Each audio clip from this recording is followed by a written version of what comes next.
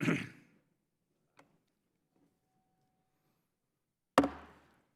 subcommittee will come to order. Members present will be permitted to submit written statements to be included in the official hearing records. Without objection, the hearing record will remain open for 5 calendar days to allow statements, questions, and extraneous material for the record, subject to length limitations in the rules. Good afternoon, everybody. As we wait for other members to come in, I look forward to hearing from you. Still in the early days of a new administration, at a tumultuous time in the international affairs and especially in Asia, we find ourselves at a point of international uncertainty about U.S. policies for engaging with the 10 nations of the Association of the Southeast Asian Nations, better known as ASEAN. With that in mind, we've convened this hearing to evaluate U.S. ASEAN policies and form a set of recommendations that we can deliver to the administration for U.S. relations with this important partner. As 2017 is ASEAN's 50th anniversary and the 40th anniversary of U.S.-ASEAN relationships, this is a particularly important year to review our engagement with ASEAN and continue improving the relationship. ASEAN is Southeast Asia's premier multilateral grouping made up of Brunei, Burma, Cambodia, Indonesia, Laos, Malaysia, the Philippines, Singapore, Thailand, and Vietnam. Collectively, the group makes up the world's 3rd largest population and the 5th largest economy. ASEAN is a critical diplomatic, economic, and security partner for the United States. U.S.-ASEAN engagement has trended upwards for years, and it remains strong and has a bright outlook. In 2015, the U.S.-ASEAN relationship was elevated to a strategic partnership, and 2016 marked 2 important firsts: the first U.S.-ASEAN summit at Sunnyland, and the first ever visiting of a sitting U.S. president to Laos. Our economic connection is also significant, as ASEAN is the 4th largest goods export market for the United States, and we are ASEAN's 4th largest trading partner. As the 2nd fastest growing economy in Asia, and with a combined economy of $2.5 billion, the importance of ASEAN as a market for the U.S. is considerable. As a security partner, ASEAN is also invaluable. The grouping is strategically located astride some of the world's most critical sea lanes and shares the U.S. pursuit of regional stability through rules, order, and peaceful dispute settlement. ASEAN includes 2 U.S. treaty allies, Thailand and the Philippines. Despite the hugely important interests we share, we have come to a period of uncertainty in U.S. relationships.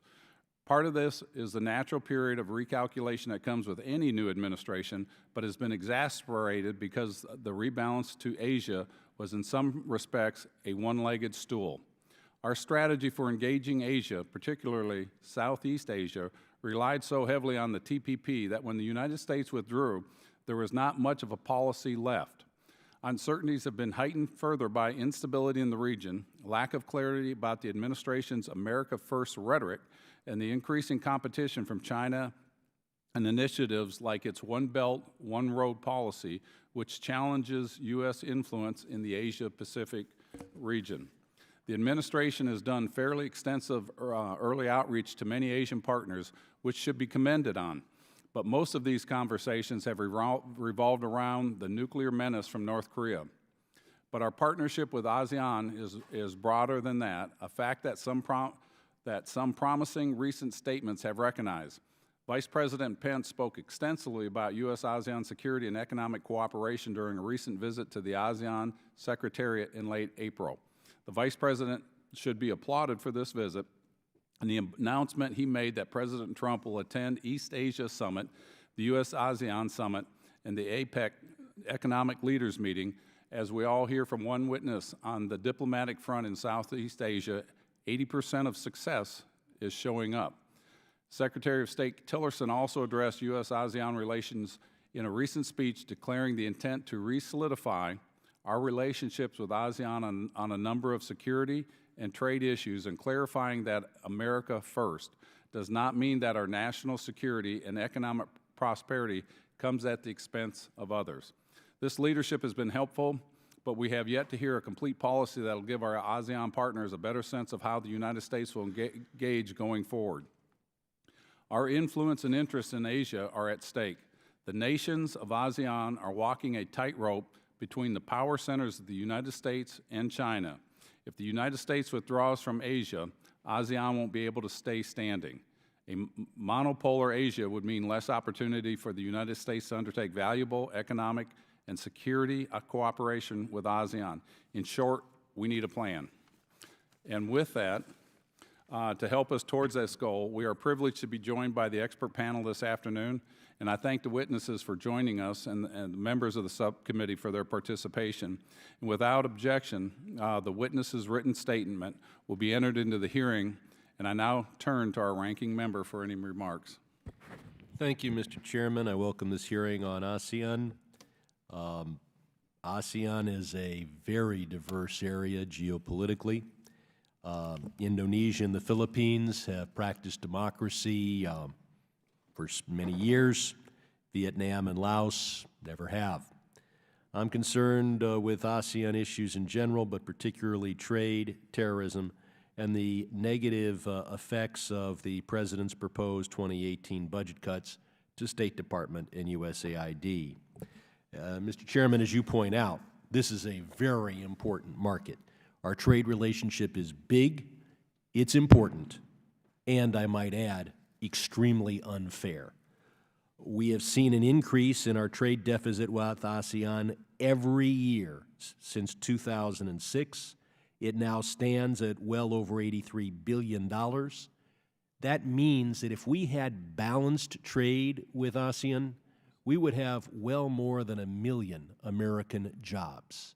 Now, given our somewhat tight job and labor market, that would mean a rapid increase in wages in this country. But we don't have fair or balanced trade with ASEAN, most notably with Vietnam, where not only do we have to compete against 40-cent an hour labor, but we're told that if we open up, we will get free access to Vietnam's markets.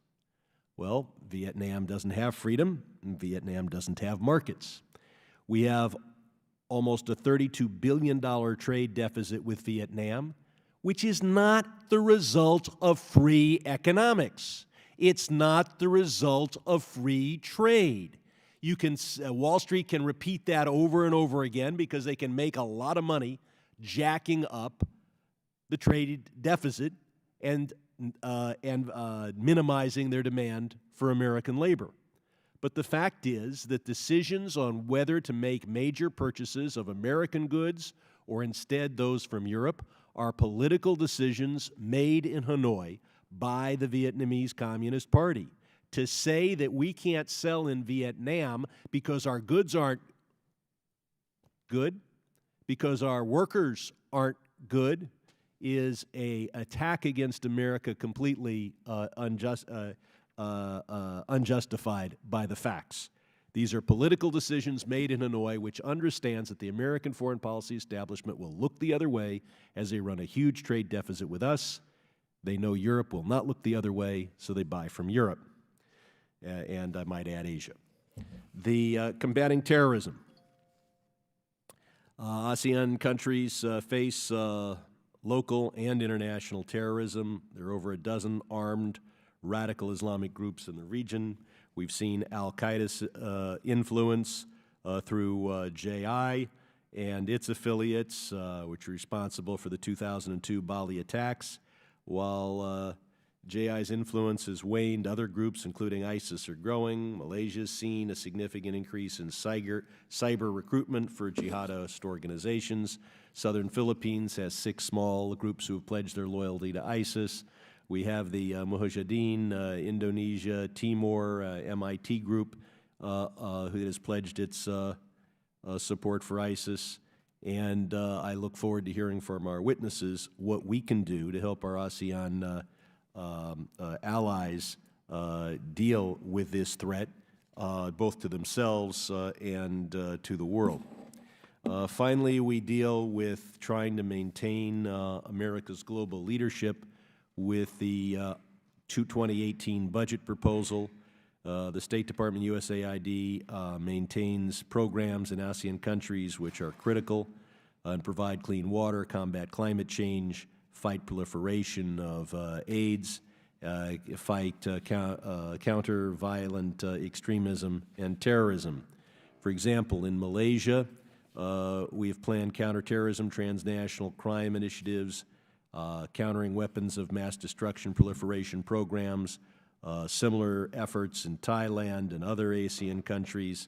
We're working against climate change, to which ASEAN countries are uniquely vulnerable.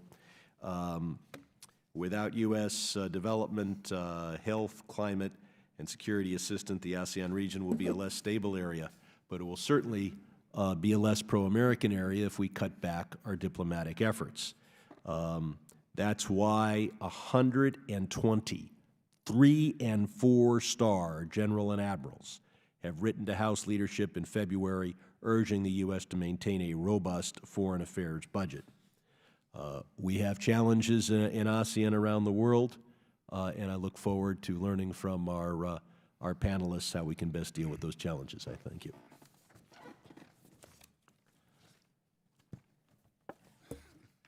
Thank you, Ranking Member, and I look forward to having that. And I remember the remarks of General Mattis. He said, if you cut that foreign aid, we're going to have to spend that in ammunition, and I know we don't want that.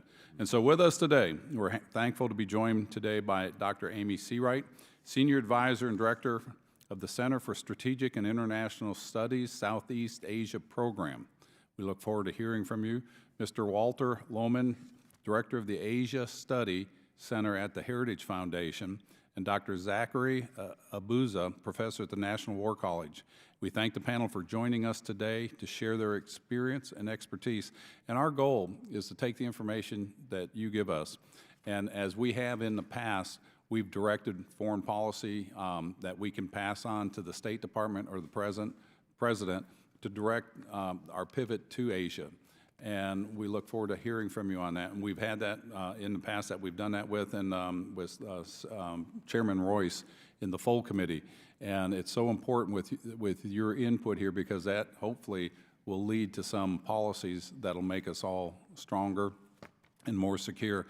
And being the chairman of this committee, one of my goals and my ultimate goal is to reach out to that whole Asia-Pacific region and strengthen our relationships with all those countries, focus on economic and trade and national security so that we can keep doing what we do. So Dr. Searight, if you would, press the red button to talk, and that's, make sure your microphone's there, and we'll try to hold you to 5 minutes, and thank you.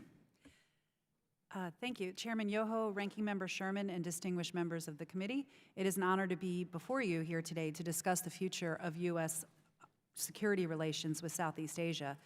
This year marks the 50th anniversary of the founding of ASEAN and the 40th anniversary of U.S.-ASEAN relations, making it a natural time to take stock of U.S. ties with Southeast Asia and consider ways to improve relations with this increasingly important region.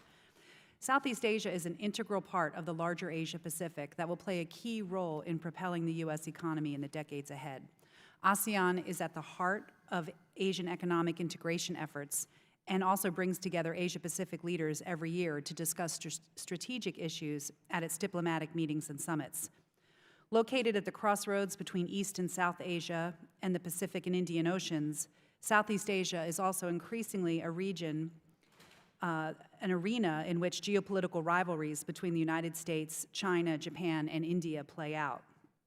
ASEAN's centrality in the regional architecture also gives it an important normative role to play, and its promotion of norms and rules, including the peaceful resolution of disputes and respect for international law, in turn help to uphold the rules-based order in the Indo-Pacific.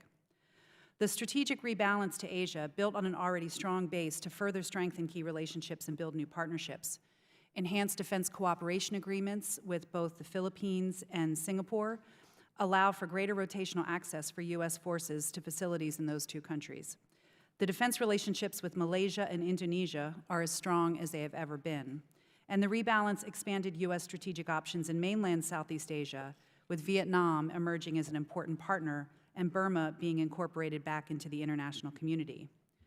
Concerns about Chinese actions in the South China Sea have created a growing demand signal from many Southeast Asian countries for an expanded U.S. security presence in the region. U.S. freedom of navigation operations, or FONOPs, in the South China Sea are quietly welcomed by most Southeast Asian countries, even those whose excessive maritime claims are challenged along with those of China. There is an increasing demand in Southeast Asia for assistance with maritime security capacity building, which has led to the refocusing of existing U.S. security assistance programs, such as the Farm Military Financing and Excess Defense Articles programs, towards maritime security. New programs, such as the Southeast Asia Maritime Security Initiative, have been created to augment existing programs and fill gaps to improve the effectiveness of U.S. maritime capacity building efforts with allies and partners in Southeast Asia. The case for continued high-level and intensive engagement with Southeast Asia is compelling, and members of both the executive and legislative branches should not hesitate to make that case to the American people. Our allies and partners watch our strategic messages and policy pronouncements very closely and often shape their policies with an eye on those of the United States. Given this dynamic, it is important that the U.S. government issue clear and consistent strategic messages, particularly on issues like disputes in the South China Sea, and avoid inconsistent execution of policies which can lead to confusion and undercut the perception of our resolve. Moving forward, FONOPs and routine presence operations should be executed on a regular basis in the South China Sea to demonstrate our resolve to fly, sail, and operate wherever international law allows. U.S. defense relationships in Southeast Asia are strong, and it is all too easy to fall into the trap of focusing on military solutions to security challenges to the exclusion of economic and diplomatic approaches. This is a mistake, as Southeast Asian countries view security through the lens of economic growth and integration, and they place a high priority on both their economic and political relationship with the United States. The U.S. withdrawal from the Trans-Pacific Partnership is a step in the wrong direction on this front, and Washington will need to devise and promote other ideas and vehicles for economic engagement with Southeast Asia in order for U.S. leadership in the region to remain credible in the long run. Things are easier on the diplomatic front in Southeast Asia, where, in the words of Woody Allen, 80% of success is showing up. There is no substitute for high-level participation at ASEAN-centered regional meetings, which is why the President's announcement that he will attend the East Asia Summit in the Philippines, the U.S. ASEAN Summit, and the APEC Forum in Vietnam this November is so important. Reinvigorating the strained alliances with the Philippines and Thailand will be job number one for the administration. With the Philippines, the United States should strive to preserve the alliance to the greatest extent possible while taking a firm position on human rights excesses of the Duterte administration. In Thailand, the United States should explore whether the new constitution and the tentative preparation for elections in the wake of the royal transition provide an opportunity to begin resetting ties without rewarding the military government. And the Departments of State and Defense should immediately resume dialogues with Thailand on issues of mutual strategic interests. The United States has several enduring advantages that lead Southeast Asia to continue to turn to it as a security partner of choice, including the world's best military, high favorability ratings among most local populations, and a less threatening foreign policy than that of China. Given these advantages, Washington can continue to play the long game in Asia, confident that Chinese adventurism is likely to push many states to turn to the United States for support. Thank you very much. Thank you, Dr. Searight. Mr. Lohman. Thank you, Mr. Chairman, Mr. Sherman, Ms. Gabbard. Thank you for having me to testify here today. I appreciate the time that all of you put into the work of this subcommittee. I know especially Southeast Asia is not the easiest thing to get attention to, and the work that you've put into it is very, very admirable and very important. I'm particularly glad that you're taking a closer look at the economic component of our policy in Southeast Asia. It's every bit as important as the other elements, and in fact, it may be more important than the other elements. I want to make 5 points here in my summary. First, if the strategic goal of the United States in the Asia-Pacific is to prevent a single power, today China, from gaining dominance, it cannot accomplish this on its own. And it cannot do it with only a negative agenda. Our efforts to push back on objectionable Chinese behavior in the South China Sea, for instance, must have a positive context, and economic engagement is perfect for that. In fact, ASEAN is best equipped to deal with economic issues. Number 2, whatever you may read in the headlines, the states of Southeast Asia are most interested in economics, not in conflict. The region is very economically diverse. High-income countries and developed economies, and low to high middle-income countries. Some of these countries have severe development problems. Some are stuck in the middle-income trap. Others are headed in that direction. Most are in serious need of infrastructure investment. But they are all more interested in making money than settling political scores with their neighbors. Number 3, foreign economic involvement in ASEAN is also very diverse. The U.S. does not have a dominant share of the market, but neither does China or any other single country. This is often overlooked when we hear about China being the region's leading trading partner. It is the region's largest trading partner, but the statement oversimplifies things, and we can talk about that a little bit in Q&A if you'd like. Number 4, China is leveraging its economic engagement in the region far more effectively than the U.S. is. They are making it attractive for countries in the region to set aside concerns about China's creeping political dominance in exchange for the promise of economic benefits, perhaps to the region and individual countries' detriment in the long term. Number 5, security guarantees, military presence, and diplomacy are not enough. The U.S. must be much more visibly and formally involved in the economic life of the region. And you're looking for ideas, so I just have a few ideas to offer you in this regard. Number 1, we should develop new high-standard FTAs. There are several countries in the region that would be good candidates for this. We've tried with Malaysia and Thailand several years ago to no avail. Those are things that we can pursue again. The second thing is we need to develop options for less developed countries in the region, things that are less than full-blown FTAs. Everything we do doesn't have to be a complete gold standard FTA. And something that Congress can do, actually, without necessarily the aid of the administration, at least not as a recommendation for the administration, but something you can do, is look at models like the SAVE Act. There was a bill introduced in both houses several years ago called the SAVE Act, which would allow Filipino apparel made with American fabric to enter the United States duty-free. Is a win-win for both sides. We need to coordinate better with global partners, Japan in particular, because Japan actually is very big on infrastructure. They're good at infrastructure. We don't do infrastructure abroad so well.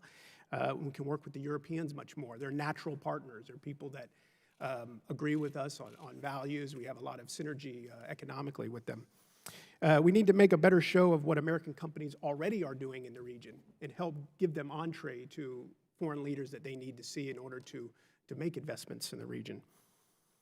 The U.S. should be involved with as many ASEAN meetings as possible, especially those involving trade, like the economic ministers meeting, which happens every year. It'll happen this year in September, in the fall anyway, and Bob Lighthizer should be at that meeting. And then finally, we should prioritize the U.S. ASEAN Trade and Investment Framework Agreement and ASEAN assistance programs. And we can talk about that more too if you'd like, but there were several options that both the Bush administration and Obama put on the table during their times, and this administration needs to develop their own suite of assistance programs for ASEAN. The way the U.S. prevents China from advancing toward a dominant position in the region is not just by pushing back on bad behavior, but by staying energetically engaged across the whole range of interests and keeping the region open to all comers. Thank you. Thank you for that, and I really want to go back to that when we get to the question part, because, I mean, you both hit on something very, very strategic. Dr. Abuza, look forward to hearing from you. Mr. Chairman, thank you very much for having me, and also Mr. Sherman and Representative Gabbard, thank you very much for your Can I get you to bring your microphone a little closer, maybe? Thank you. I have to begin with a disclaimer that I am here in my own capacity. I do not represent the views of the Department of Defense or the National War College.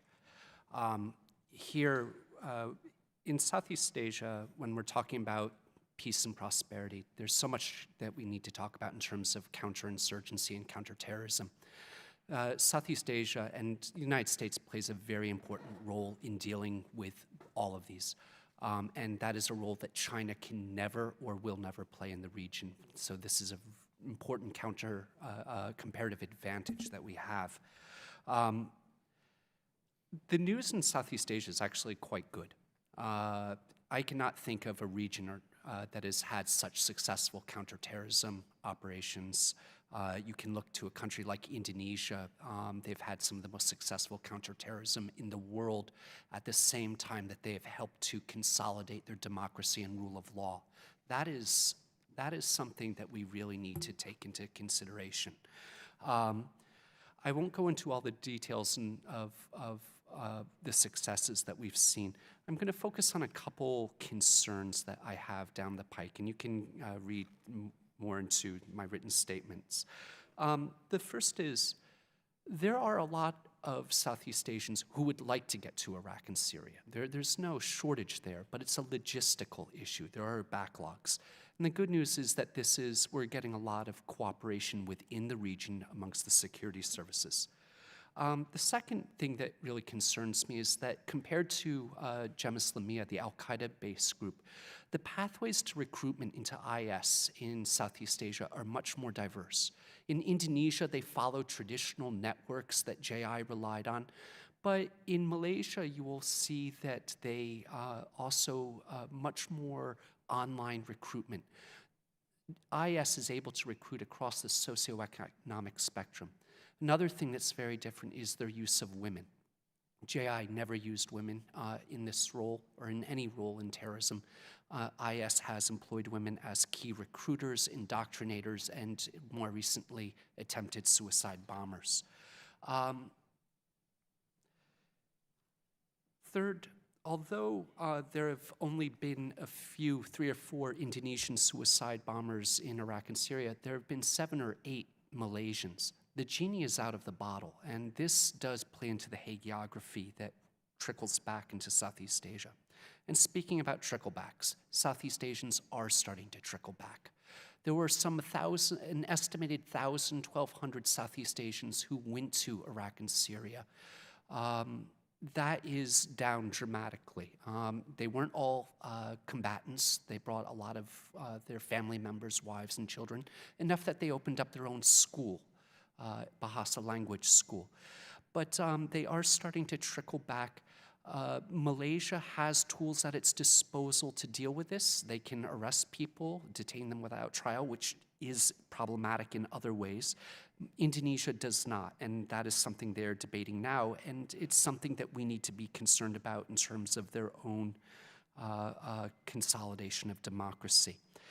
Let me move on, though, to what I consider the biggest concerns, and that is the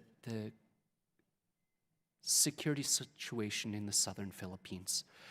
Since the collapse of the peace process with the Moro Islamic Liberation Front, the southern Philippines has once again become kind of a black hole for Southeast Asia, not just a domestic security concern, but one that impacts the entire region.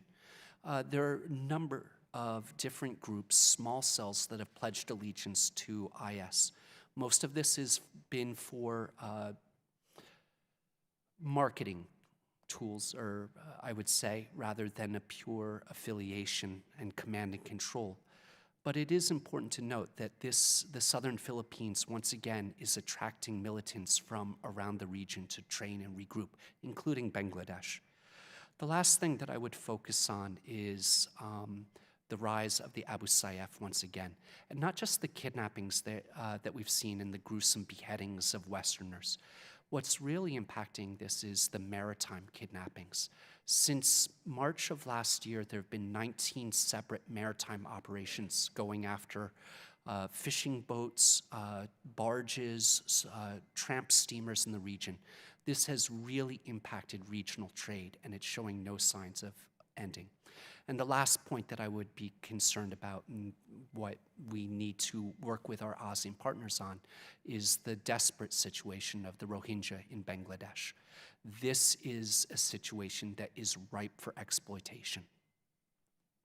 Thank you. Thank you all for the great testimony, and it is such an important area, and as we've seen, we know that whole theater, there's 85% of the world trade goes through the South China Sea, and with the pivot that we were supposedly had to the Asia-Pacific area. It didn't happen the way it should have, and we look forward to this administration clarifying, America First policy. And I think what we see with that, we can't be first if we don't help our neighbors and our partners. And I think that's what you'll see coming out here. And I misspoke when I did my opening testimony when we were talking about the size of that region being the third most populous with, I think it's 630 million people. It's the fifth largest economy, and I said it was $2.5 billion. It's $2.5 trillion, just a mistake of a few zeros. But it's such a large area.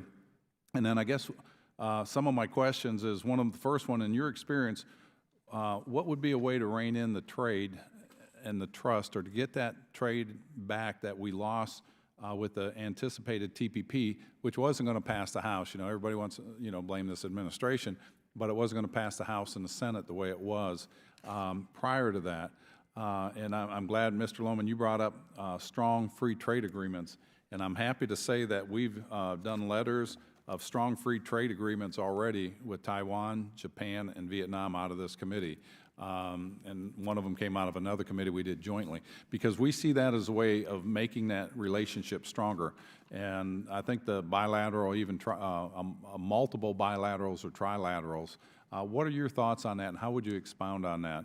And what countries would you pick? Because if you look at like South Korea is one of our largest trading partners, and then we have other trading partners.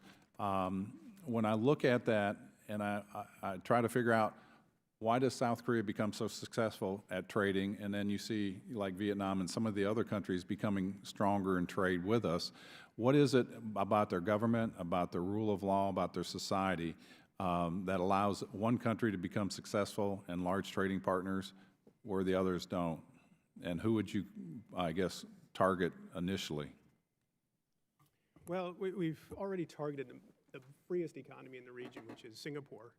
And I will point out that Singapore is the only country in the region that the United States runs a trade surplus with, and it's the only country that we also have a free trade agreement with. $9 billion. So I do think free trade agreements are a vehicle to sit down and work through these issues with the countries in question. If you're not sitting with them and talking about these problems, you're not going to address them. Now, you could argue about the substance of those agreements and how tough our negotiators are, but if you don't sit down and talk with them, you're not going to fix anything. So I do think Vietnam is a good candidate. Vietnam signed on to the TPP, and by all accounts, they're going ahead and making the reforms that were required by TPP anyway. So they certainly see a connection between economic freedom and prosperity and becoming a good trade partner. Malaysia is a good candidate. Like I said, we got maybe 90% of the way there, 85% of the way there during the Bush administration, and couldn't close the deal. Thailand, there's some political things we want to think about with regard to Thailand, but still Thailand would be a good example. But as I pointed out in my testimony, I think there are things that we could do that are not just full-blown trade agreements. These things take years to accomplish, very complicated. They're very costly in domestic political terms for some of these countries. We could do much smaller things that would benefit our profile in the region and economically would benefit both of us. And that's why I point to the SAVE Act. Not necessarily for the Philippines, could be for the Philippines, not necessarily for textiles, could be textiles, but that idea of a limited agreement on certain sectors that would benefit both sides. Dr. Abuza, you want to weigh in on that? I am no expert in trade, but let me make one point about the TPP. I'm agnostic on that as a trade agreement. I can't even pretend to understand the complexity of it. But countries like Vietnam really viewed the TPP, or Singapore viewed the TPP in many ways as the Obama administration did, much more than a trade deal, that it was a strategic anchor, something that committed the United States to the region. And now that the Trump administration has taken that off the table, it really did lasting damage to the perception of United States reliability in the region. I just got back from Vietnam and had very high-level meetings across the government, the Communist Party, the military, and they're just agog because they really wonder what that says about how long our commitment to the peace and stability in the region over the long term. Point made, and that's why it's so important to have this meeting so we can figure out what best way to go. And I think the free trade agreement, because we want them to know that we're back, that we're here, that we're going to be strong allies. And I think we're going to have time, if you guys have time, to do 2 rounds of questioning. And I want to come back to you, Dr. Searight. But at this time, I'm going to turn over to my ranking member, Mr. Sherman. Yeah, Dr. Abuza, countries that want to run up huge trade surpluses with us, in effect take our jobs, will always tell us that, boy, if you give us all the jobs, or better yet, tell people not to notice that we're taking all the jobs, we will be great military strategic partners. We really need you involved. So you tell us Vietnam really wants us involved, and they're disappointed with TPP. Are they willing to enter into an agreement with us that mandates balanced trade flows as an essential element of such trade agreement? Or are they only in favor of a strategic military alliance as long as they get to take more of our jobs? And my, it's possible you've had no discussions on this, but is there any evidence that they're willing to have balanced trade because they want us so involved in their region? Again, If you don't know, you don't know. I work. I'll regard that as a rhetorical question, and I'll move on to Mr. Lohman, unless you're for the SAFE Act. Obviously, that would help to some degree those who make fabric in the United States. It would cost us jobs among those who make garments here in the United States. Every analysis I saw, and there weren't many, said it would cost us jobs and increase our trade deficit. Are you aware of any study that says that that act would increase jobs in America or reduce our trade deficit? Or are you just philosophically in favor of such a bill? No, but I do recall studies by retailers in the United States. Yes, retailers are in favor of cheap imports. Yes, but retailers also provide jobs. Working at Walmart is nothing. If you believe that the way we can increase jobs in America is to reduce our manufacturing and make it up by having more malls, But we're just talking about a tiny bit of the.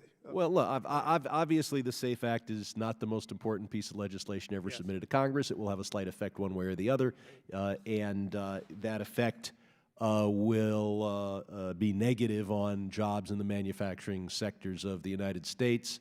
But I want to move on to an area where Dr. Abuza has more background, and that is the Christian governor of Jakarta who was found guilty on charges of blasphemy.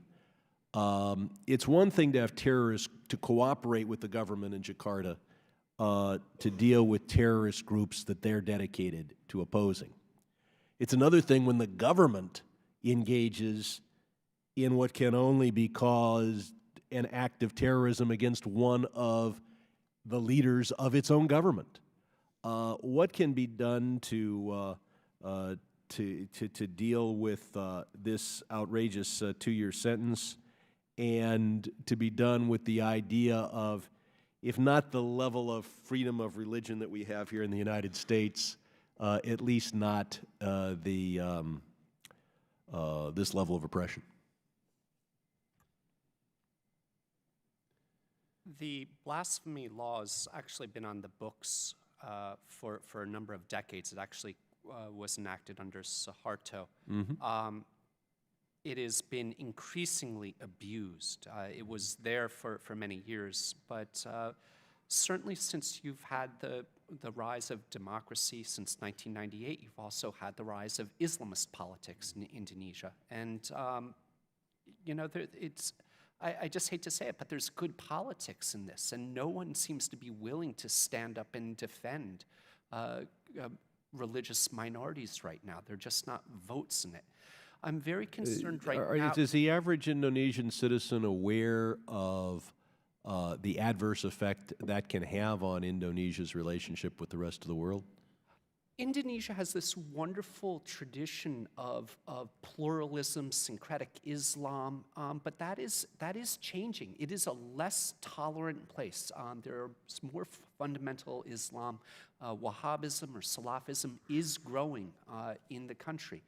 I think the And if I can interrupt, is one of the reasons for that funding of extremist ideological, not terrorism, but ideological Islam out of Saudi Arabia and the Wahhabi movement? that has been a very important part of this. The Saudis have a foundation and a university known as Lipia that continues to fund scholarships and madrasas.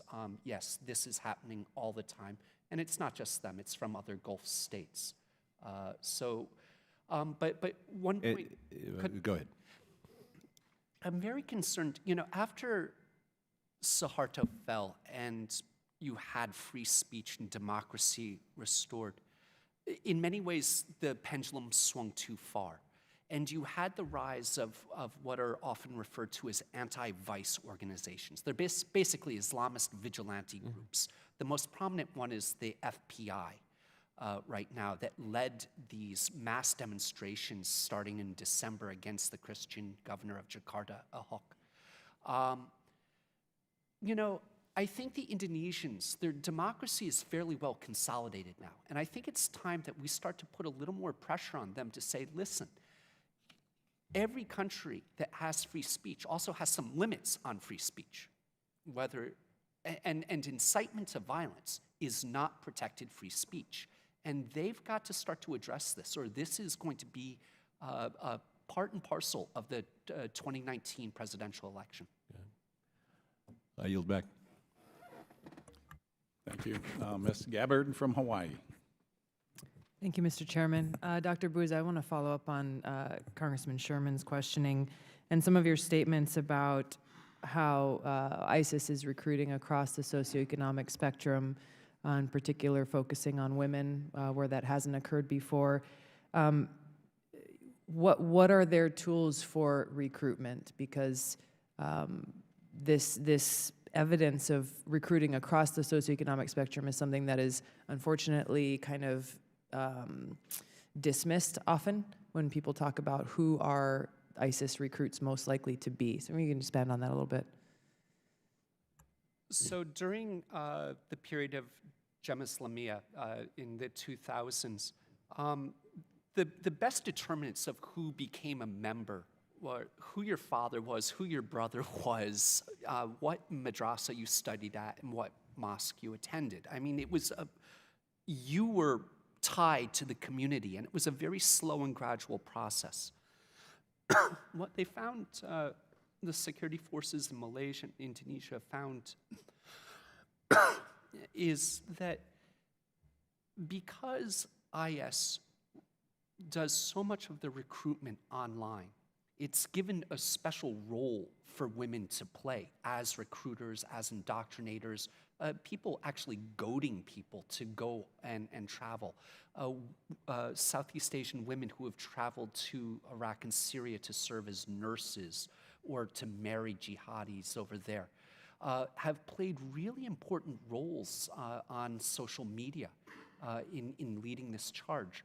The Malaysian police have really found that almost every major cell that they've disrupted had a woman as one of the key recruiters, indoctrinators, or money people. So they are just being empowered in different ways. Recently, in Indonesia, authorities arrested a woman who had already been recruited to be a suicide bomber. That would have been a first in Southeast Asia. So the precedent is there. If the promise is not money, it's not security, it's not stability, what is the promise? What is the message that is they're using for recruiting?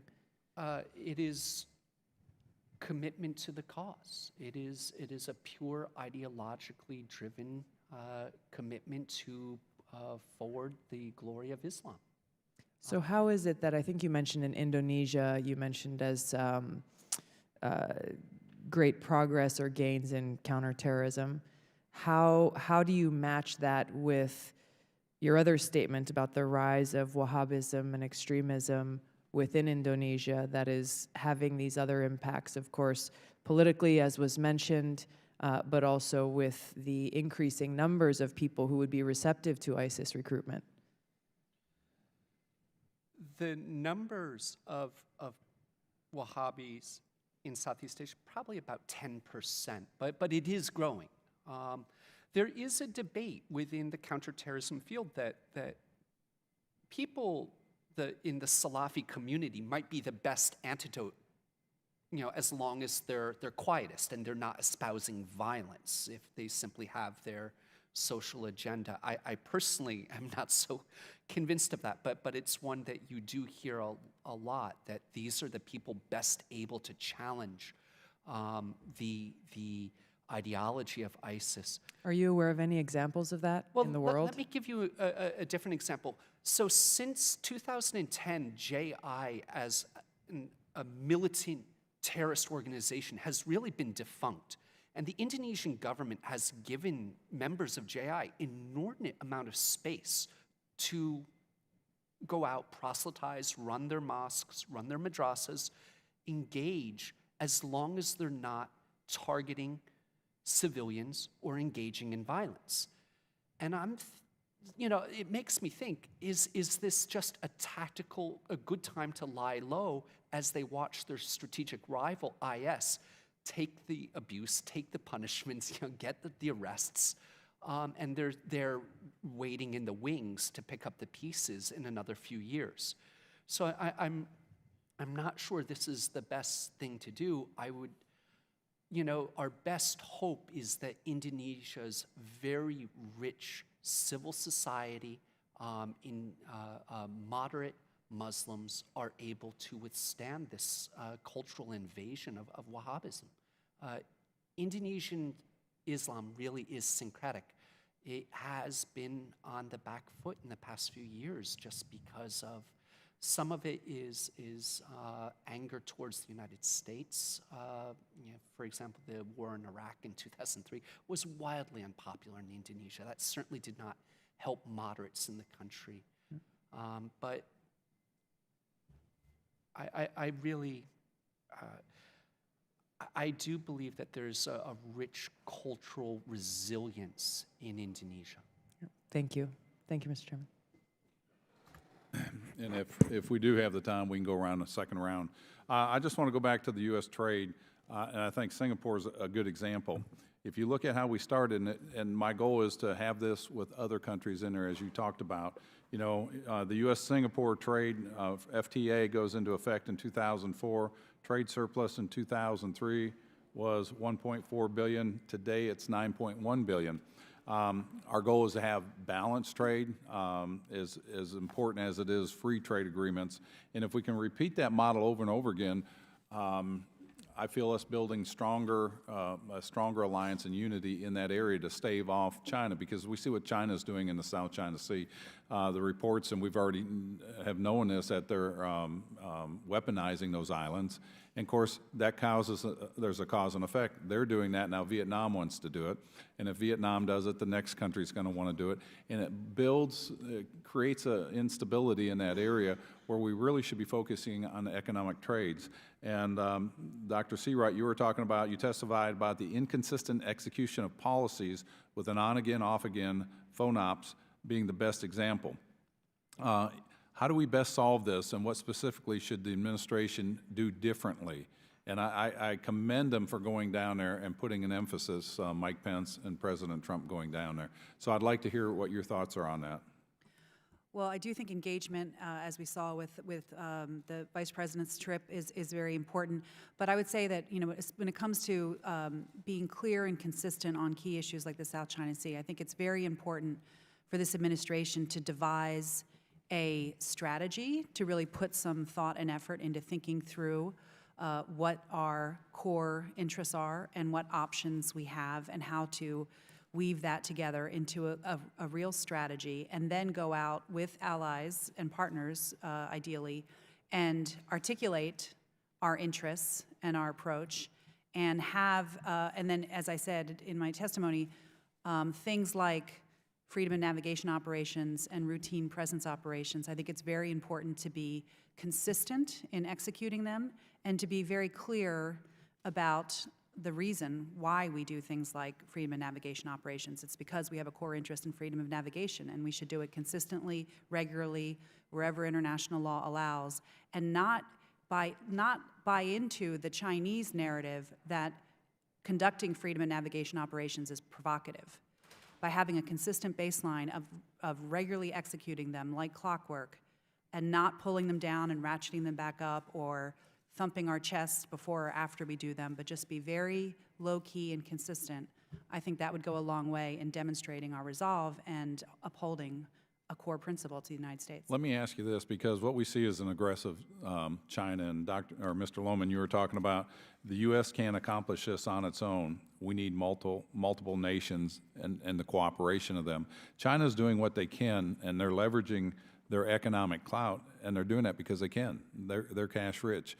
And we're distracted, our foreign policy, I've been a critic of it for the last 20, 30 years. I think we're way off course, and we really need to focus.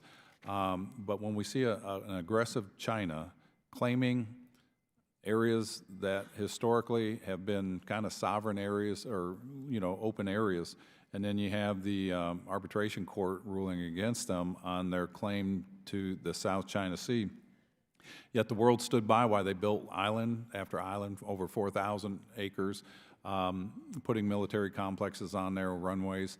We know what they're doing. We know what the intent is. But yet the world stood by. We stood by. How do you stop that at this point, and what effect will that have on the ASEAN countries? Because we know China's trying to partner up with them too. And we saw what the Philippines did. They don't like what China's doing, but they're like, well, we're going to turn a blind eye to it. If we all turn a blind eye to it, they are going to rule that area. And what are your thoughts on that? Well, I do think it's very difficult to roll back the things that China has done, and it's also going to be very difficult to stop them from further developing these outposts and militarizing them. But I think it's important for the United States to demonstrate commitment to staying engaged. Again, as is often said, the United States does not take a side in the particular disputes, but it does take a very strong position on how the disputes should be resolved, and they should be resolved according to non-coercion and respect for the rule of law, which is why the arbitral tribunal ruling is so important. And the United States stands for a rules-based order that allows countries to make choices freely and not be bullied by other countries. And I think just continuing to express those principles and backing them up by high-level, consistent strategic engagement across the range of government tools is really important. Thank you, and I want to question, and whoever feels best to answer this. We were talking about the specific areas and specific sectors, whether it be infrastructure, telecoms, energy, et cetera, that you believe could serve as an opportunity for greater economic cooperation between the U.S. and the ASEAN countries. If you could pick a sector, would it be energy, telecoms, semiconductors? What would it be, just real briefly, if you can answer that? Well, I think the most crying need in ASEAN is infrastructure, transportation, and the like. Energy is a big issue for them. The United States companies aren't that big on doing infrastructure abroad, but we do have partners that do it. The Japanese, for instance, they have very serious plans for infrastructure investments in Southeast Asia, and they're making those investments. So we could coordinate with them more on that. Energy, we have a little bit better position to do energy investments, but those are also things we could partner on in the region. Okay, we'll go back to Mr. Sherman. Second round. Yes. To listen to the United States on these little islets in the South China Sea, you would think that this was the only maritime dispute in the world. There's no oil on these islets. They're just an excuse for two nationalistic governments, the U.S. and Beijing, and perhaps some others, to beat their chests and find something to fight about. But there is a maritime dispute that actually is a maritime dispute for practical reasons, and that's the one between East Timor and Australia. Should we, are any of our witnesses familiar with that dispute? Okay. I'll just make the point that it illustrates the fact that the U.S. has chosen and our foreign policy establishment has chosen to ignore dozens of important maritime disputes, but it meets the needs of both the U.S. and Chinese military establishments to wildly exaggerate the importance of little islets in the South China Sea. I don't know if Mr. Lohman has a background on that. I could just comment on the comparison. I mean, the South China Sea, so much attention is focused on it because it's so important strategically. I'll back off that. The exaggeration, you perhaps are unfamiliar with my comments in this room, so I'll bore my colleagues. Yes, trillions of dollars of trade goes through the South China Sea, almost all of it in and out of Chinese ports. And if China had the strategic power that they are alleged to be seeking, they could blockade their own ports.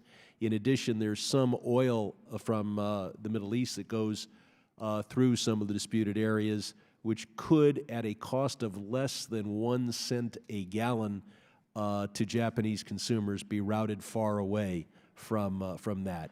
So it does meet the needs of those that want to see an expansion of military tension, or at least military expenditures, to say that we're protecting trillions of dollars of free trade. That's all, you know, as I say, it's in and out of Chinese ports. Whereas there really is oil in the disputed territory, and natural gas too, between the Timor and Australia, but since no one can use that dispute to justify an increase in nationalistic passions or Pentagon expenditures, no one in this room has looked at it, except I looked at it just a little bit.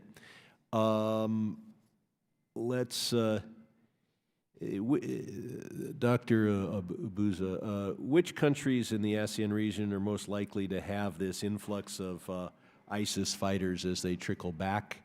And a related question is, should we be doing more in the area of broadcasting to reach out to the populations, particularly Islamic populations in Southeast Asia?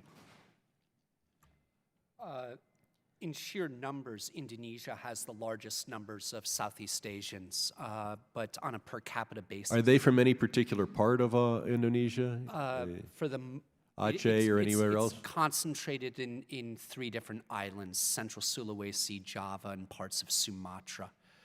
So, yeah. But Although, on a per capita basis, Malaysia has far more members who have gone there, and it does concern me because I don't think that Malaysia has the social resilience to deal with an attack the way Indonesia does.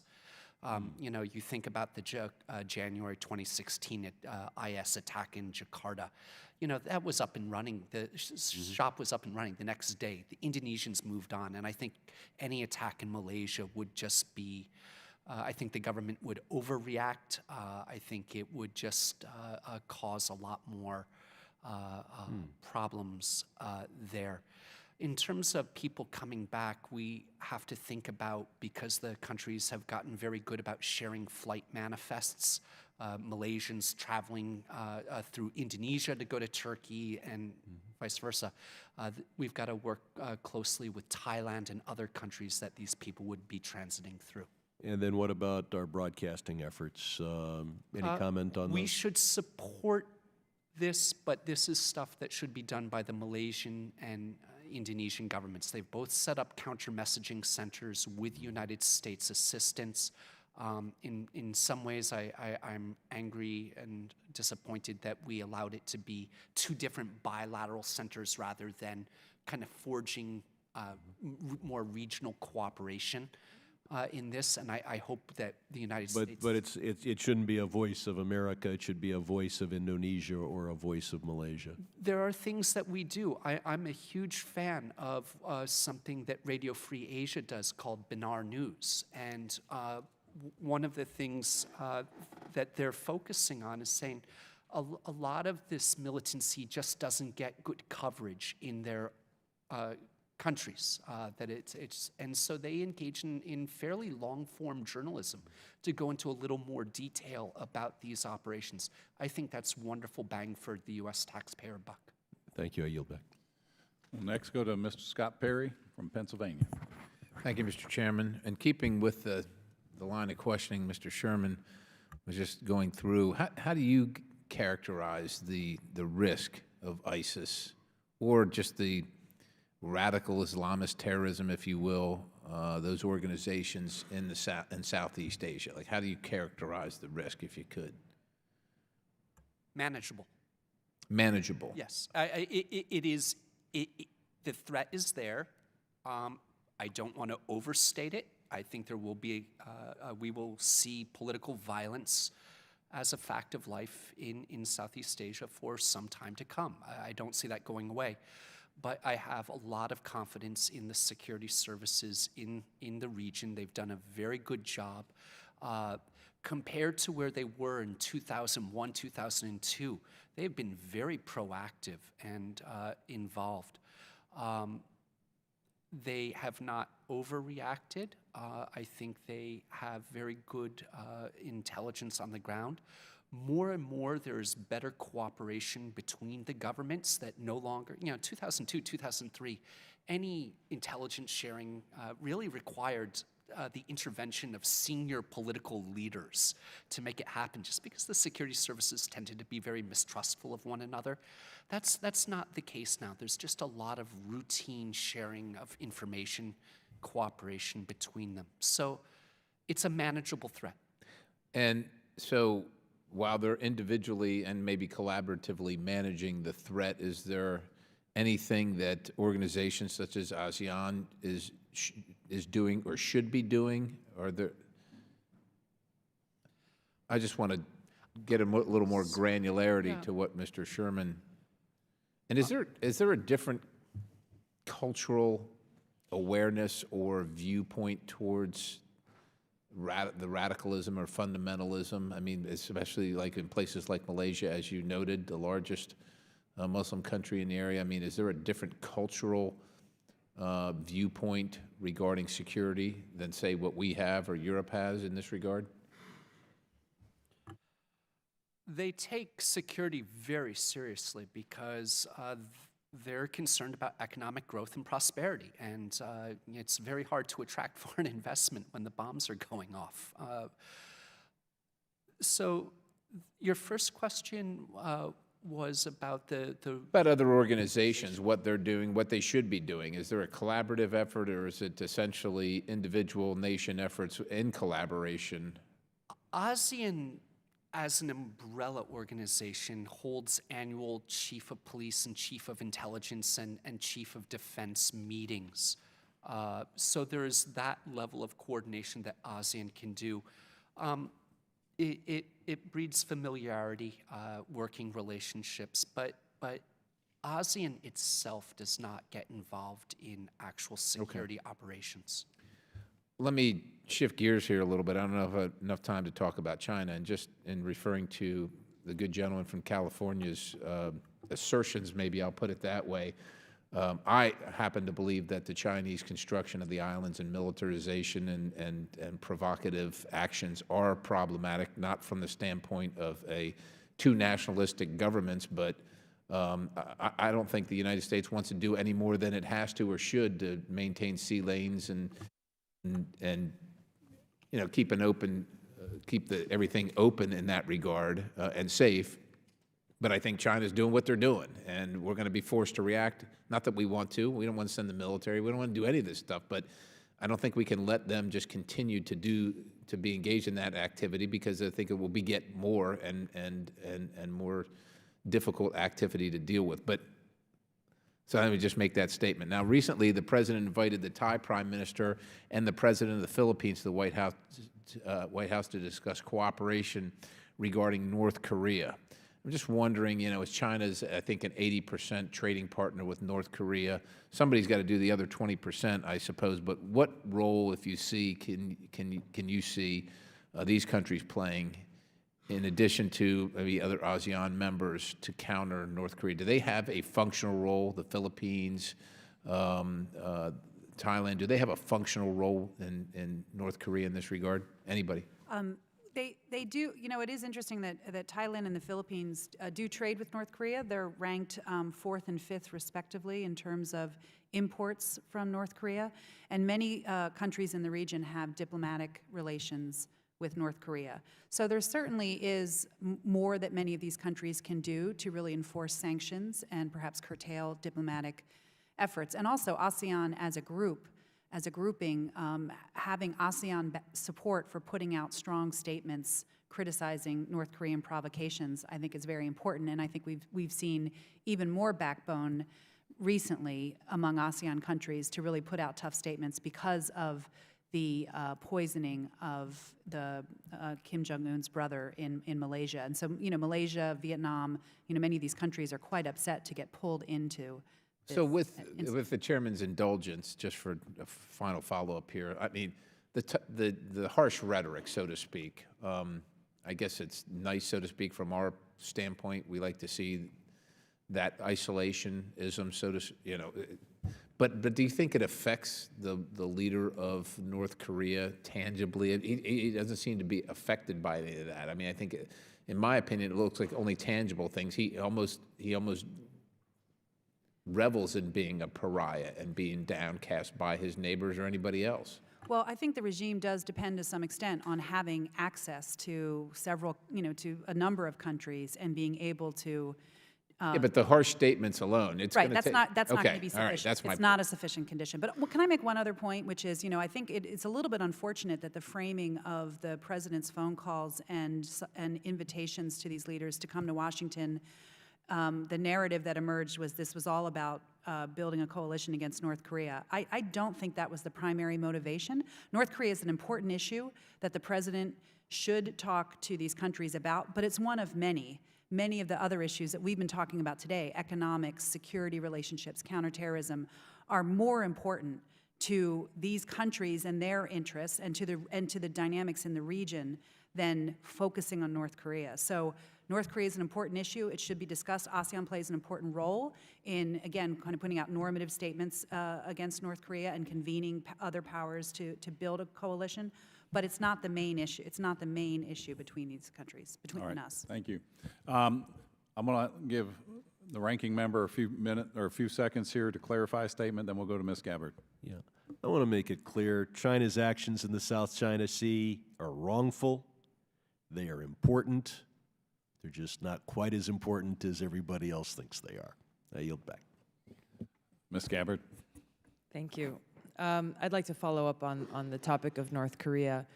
Dr. Searight, I represent Hawaii, and every time North Korea conducts another missile launch, another missile test, and every time my constituents see and hear about their continuing increased capabilities, we become more and more concerned about the threat that is posed. So even as some of the ASEAN countries may not think that North Korea is a very important issue, it is to our country. And beyond sanctions, beyond the ASEAN countries enforcing sanctions and beyond making statements, do you and to others on the panel, how do you feel ASEAN as a whole can be most effective in moving North Korea towards the ultimate objective of denuclearization? Well, again, I think ASEAN does have a role to play. It's a convener of leaders in the region, and so it plays a very important coordinating role and a normative role in really articulating the expected rules and norms of behavior. And there is work that individual countries can do to toughen some sanctions, I think. But I don't think ASEAN is the key to dealing with the North Korea situation. I mean, I think other countries in Northeast Asia, you know, starting with China, but working with Japan and South Korea, our allies, and Europe is ultimately going to be more important, and Russia as well. Do you have anything you want to add? I do think Southeast Asian countries do play a role in this. If you think about what keeps this regime alive, the funding they rely on, this often comes through Southeast Asia, through unregulated banking across the region. We certainly could put more pressure on them and more cooperation with their financial intelligence units. to go after North Korean money laundering. A lot of precursors for the drugs, methamphetamines, that are produced by the North Korean regime are made in Southeast Asia or India and transit through Southeast Asia. I can think of several cases in which these were seized in Southeast Asian ports in the past, so we could get more cooperation in port security there. The Proliferation Security Initiative, the interdiction of North Korean vessels at sea, we can get more support from Southeast Asian nations to help with this in terms of the types of training we do with their navies. These could be scenarios that we could do. I'll leave it at that. You know, for a long time now, everyone has talked about China kind of being the strongest leverage point in getting North Korea to change their behavior or come to the table or whatever the case may be.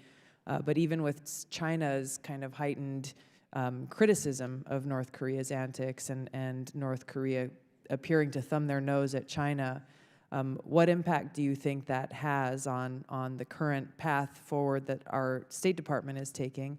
And secondly, given the heightened U.S.-Russia tensions, what is Russia's role likely to be here? Is it to share the objective that we have in denuclearization, or to perhaps work more with North Korea?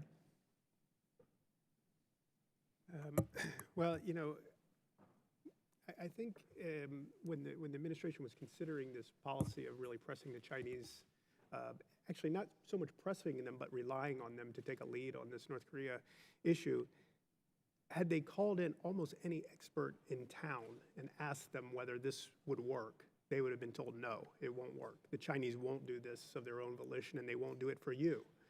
The only way the Chinese are going to do anything on this, and their cooperation is absolutely essential. The only way they're going to do anything is through a great deal of pressure, third-party sanctions on their companies, calling on them to crack down on the interaction that they do have with North Korea that's already prohibited by the UN Security Council. That's the only way you're going to get cooperation from the Chinese.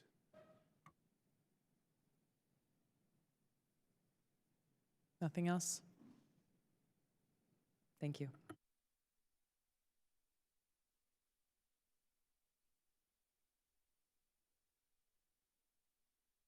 Well, the ranking member is done. Maybe I do have a final question here, since I'm here in the chair. So the implications of Chinese economic activities in the area, including the Belt and Road Initiative, the Asian Infrastructure Investment Bank, and other Chinese efforts to promote infrastructure development within ASEAN. As these expand, these initiatives, what are the implications to American foreign policy in the region with those, if you have any thoughts? Well, first of all, I think that we underestimate our own resources. We have more resources than the Chinese do to invest in the region and trade with the regions, just that the decisions are across boardrooms in the United States. They're not centralized like they are in Beijing. We're a much bigger investor in Southeast Asia than the Chinese are. The EU is bigger than all of us. Japan is bigger than China. So I think we underestimate how much we do have there. That said, I think the OBOR project is real. I think some of the coverage of it, some of the commentary that it's going to go away, that it's really not all it's cracked up to be, I think is misguided. It may not spend $1 trillion in total, but if it spends $500 billion, that's still a lot, right? I think ultimately the challenge it presents the United States is that it causes the other countries in the region to soft pedal their political concerns because they have an opportunity to bring in this investment. The Chinese play it up so much. They bring Duterte to Beijing. They give him $24 billion in investment. It doesn't matter that they're a relatively small investor in Philippines in the overall scheme of things. They're grabbing the headlines. They're creating the narrative. And I think that will cause the countries in the region to back off on the things that are most important, just like, or that are important, like South China Sea. That's why Philippines backed up, because they are interested in that investment, and it's not really worth the trouble to press the Chinese so hard if they can also get benefits by staying quiet about it. I think similar has happened in Malaysia. Throughout the region, there's that dynamic.